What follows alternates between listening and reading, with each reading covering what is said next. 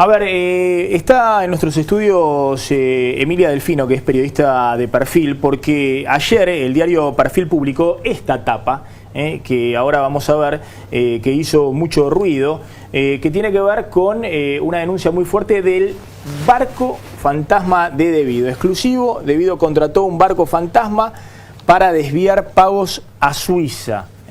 Se trata de la contratación de una importación de GLP, de gas licuado de petróleo, que se hizo en el año 2008.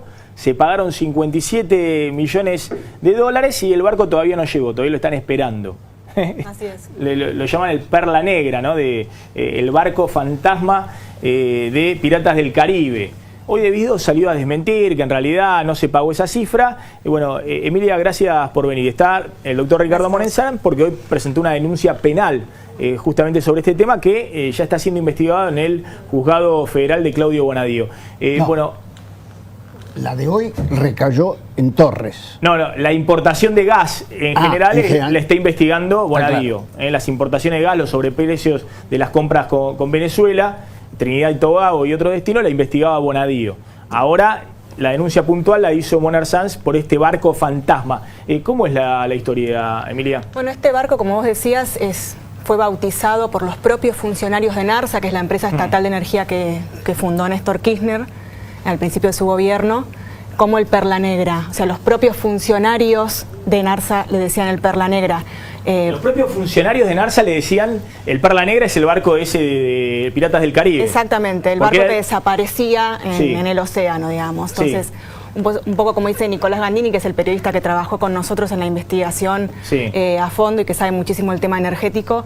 Gandini me contaba que lo habían apodado así. Así empezamos un poco, que esto es algo que se sabía un poco en el mundillo energético de los que más saben de estos temas, pero nunca se habían encontrado los documentos, el contrato que firmó en NARSA con una empresa prácticamente fantasma de Madrid para traer, como vos decías, este barco que nunca llegó. ¿Y se pagaron los 57 millones de dólares? Bueno, nosotros lo que publicamos ayer en parte también con Gandini es el extracto bancario de la transferencia, ¿sí?, que hace ENARSA desde una cuenta del Banco Macro el 8 de agosto del 2008 hacia Suiza, ¿sí?, hacia una cuenta en el Credit Suisse en Zurich. Y lo que se pagan son 57,3 millones de dólares, ¿sí? 3 días después de firmar el contrato por un barco que no había llegado, no sabían si iban a llegar y que finalmente no llegó. Ahora recordemos, la importación de gas. ¿Por qué la importación de gas? ¿No? Porque gas se usa para las usinas termoeléctricas, para generar electricidad, por eso todo se relaciona con todo, digamos. Claro. Cuando hablamos de los problemas, digamos, de los problemas energéticos que hay hoy en la Argentina. Bueno, en su momento usaban fuel oil, esas usinas termoeléctricas, pero las dañaba mucho. Además el fuel oil supuestamente es más caro y se empezó a importar gas. Como no da abasto la importación de gas a Bolivia con el gasoducto del norte, se empezó a importar por barco.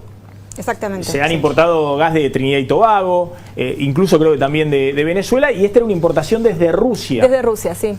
El Perla Negra es el primer intento. Bonadío investiga los sobreprecios, porque Argentina pagaba, no sé, 17, 18 dólares el millón de BTU la importación de gas, cuando Chile paga 10 dólares el millón de BTU la misma importación de gas por barco. Exactamente. Pero ahora está el caso del barco que venía de Rusia y nunca llegó. Claro, el Perla Negra es, informalmente, ¿no? Le estamos diciendo el Perla Negra porque es como lo bautizaron los propios exfuncionarios kirchneristas. El Perla Negra es el primer intento de traer gas licuado a la Argentina en medio de la crisis energética que se había iniciado en 2007.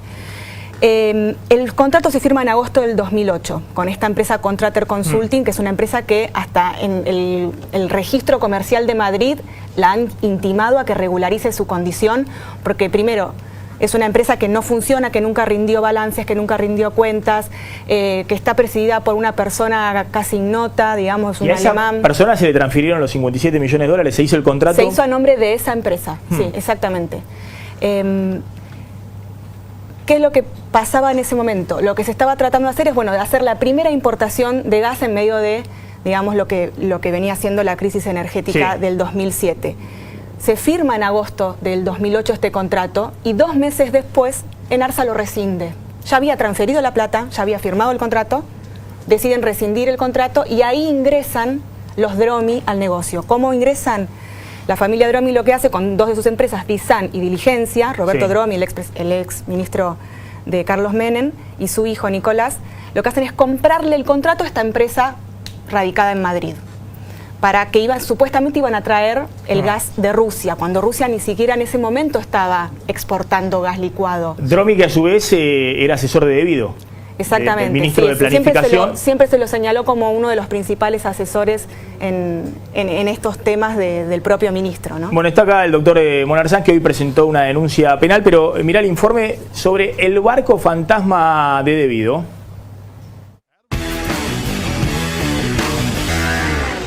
El macrismo ya gobierna la Argentina, pero las malas noticias que genera el kirchnerismo no se terminan. El diario Perfil reveló el fin de semana que el Ministerio de Planificación de Julio Debido pagó 57 millones de dólares por un barco ruso con combustible importado que jamás llegó a la Argentina. La operación se concretó en 2008 y se conoce entre los directivos de la compañía estatal Enarsa como Perla Negra, en alusión al barco de la saga Piratas del Caribe. Ese año, el Ministerio de Planificación cerró un acuerdo sin licitación con una firma sin antecedentes, Contrater Consulting. La compañía, desconocida en el rubro, debía encargarse de enviar un buque metanero de gas natural licuado que nunca llegó. Según la investigación de Perfil, la maniobra esconde un desvío de fondos millonarios desde el Estado argentino hacia Suiza y tiene como protagonista el ministro de Menem que ideó las privatizaciones, Roberto Dromi. Dromi era asesor de Debido y firmó con su consultora una adenda en Madrid con la desconocida Contrater Consulting. Al mes siguiente de la firma de convenio de Enarsa y de recibir un cobro millonario por el buque ruso, la empresa dejó de operar. El caso del barco fantasma se conoció un día antes de que el gobierno confirmara que las tarifas de luz y gas aumentarán desde el mes que viene, y justo cuando en Capital y Gran Buenos Aires se multiplican los cortes de energía que dejan barrios enteros sin electricidad. Bueno, simplemente Pinedo, un comentario antes de irse. Bueno, yo hice la denuncia de la venta directa de los buques de gas que estudia Bonadío junto con las diputadas Laura Alonso, hoy jefe de la Oficina Anticorrupción, y Patricia Bullrich, hoy ministra de Seguridad. Por los sobreprecios en la importación de gas. Porque básicamente Dromi, que decía que era parte en el negocio y además era asesor del ministro que pagaba, o sea, era el señor que vendía y era asesor del que pagaba, decía que los que lo habían sucedido en la operación, que era YPF, contrataban de forma corrupta. Y los de YPF, que era otro organismo del propio Estado, decía que los corruptos eran los de Dromi. Entonces le dijimos al juez, mire, llame a estos dos señores a ver quién es el corrupto, o si son los dos, qué sé yo. Y ahí empezó esta investigación. Hoy la diputada Alonso hizo una ampliación de la denuncia por este tema del barco fantasma también. La diputada Alonso también, que ahora es la titular de la Oficina Anticorrupción. Sí. También por el barco fantasma de Debido, esta importación de 57 millones de dólares. Gracias, Pinedo. Gracias a ustedes. Bueno, Ricardo Monarzán. Junio del 2008 me preocupa el enriquecimiento ilícito de un señor que se llama Julio Debido. Junio del 2015, por suerte la Cámara de Casación me da la razón y se avanza en el enriquecimiento ilícito de Debido. El extraordinario trabajo de estos dos periodistas, ayer reflejado, me llevó en conciencia a promover esta acción porque entiendo que efectivamente aquí está otra parte del movimiento económico que sale del Banco Macro y llega a Suiza con una fotocopia muy clara respecto del movimiento. Lo que sí quizá debamos preguntarle a la gente de Perfil aquí presente, si en función de que intervenga Bonadío, que intervenga el juez Torre y el fiscal Rívolo, si requerido por el juzgado, Perfil va a acompañar la documentación correspondiente. Si claro, pues están los facsímiles de la transferencia de los 57 millones de dólares. Eso es lo que publicó Emilia Delfino y Nicolás Gandini. Y Nicolás Gandini, sí. Nosotros lo que hicimos es con el diario subir los documentos a la página web. O sea que los documentos hoy son públicos, los puede ver quien quiera, digamos, ¿no? Y bueno, eso es, digamos, Ahí están los documentos, los facsibles de los documentos. Puede analizarlo. Sí. Sí, en la denuncia de hoy yo puse, como ustedes saben, las links, ahora es la palabra de moda, que pueda el juzgado directamente enfrentarse con esta importante investigación. Emilia, por supuesto, somos periodistas, no te voy a pedir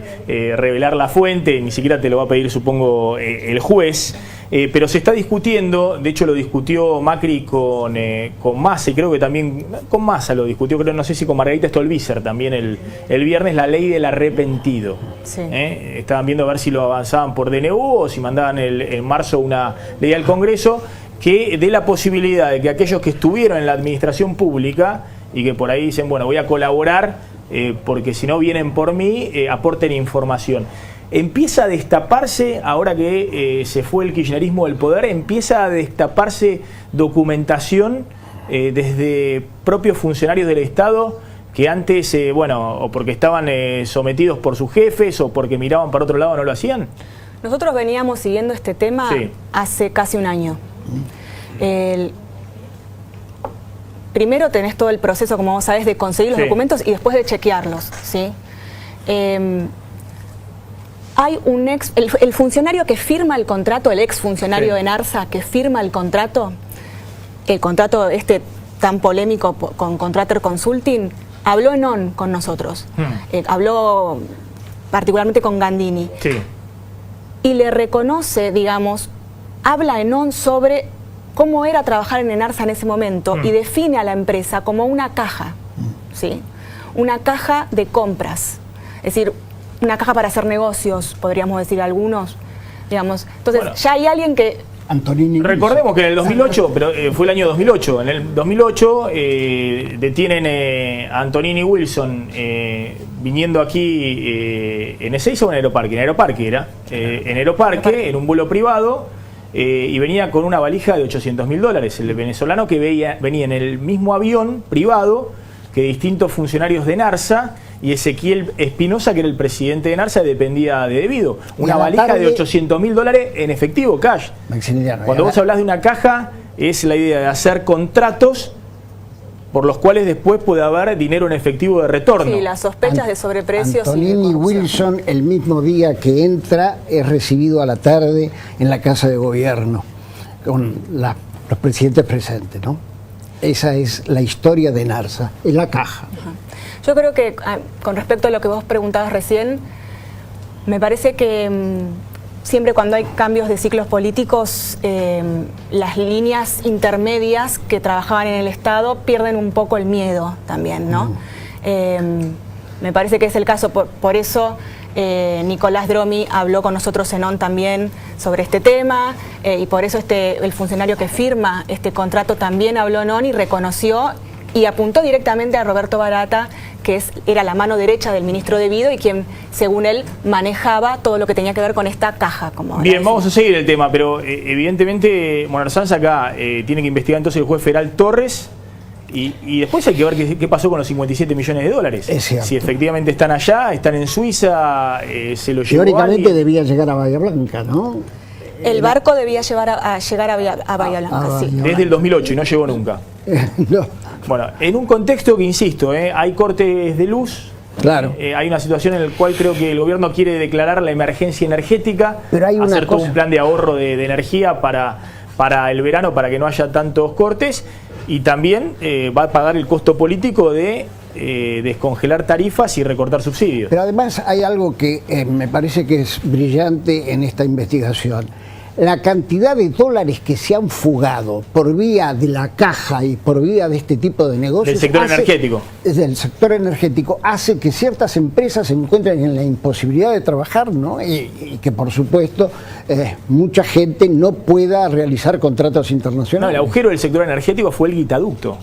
Fue el talón de Aquiles del modelo. Más allá de la fuga de dólares de los argentinos para atesorar, la cantidad de dólares por año que se fueron para pagar estas importaciones, que en el caso de por barco es muchísimo más caro que importar el gas de Bolivia. Estamos importando el gas a $17 el millón de BTU, cuando producirlo en Argentina costaba, no sé, creo que $3, ahora lo subieron a $7 el millón de BTU. Gracias a los dos.